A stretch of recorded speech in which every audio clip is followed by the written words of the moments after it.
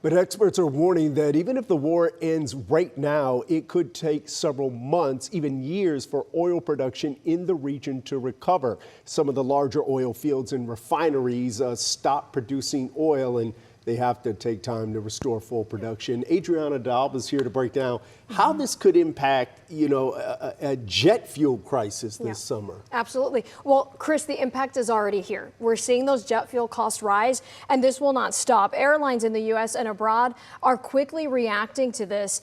Because of those rising fuel costs, we're seeing airfares already rising. And plus, Delta, Southwest, and American Airlines, they've already raised baggage fees to make up for those losses. United Airlines is slashing flights. And in Europe, the impact is even greater. That's because yesterday, the head of the International Energy Agency warned Europe only has a 6-week supply of jet fuel left. In response, European airlines are cutting capacity and reducing routes. That domino effect is also impacting international flights back to the U.S. But so far, Delta Airlines says it doesn't expect any immediate impacts from this. But this week, the CEO of Love-Field-based Southwest Airlines is speaking out on the latest developments.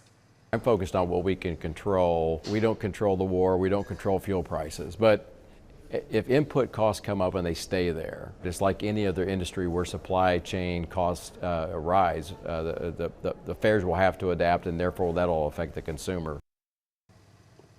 So, Adriana, if any of our viewers have, say, an international flight already booked for this summer or thinking of doing so, what should they do now? Yeah, well, we mentioned Europe is already seeing the bigger impact. So if you can, you want to make sure that you book those U.S.-based airlines. That's going to give you more leeway, more protection.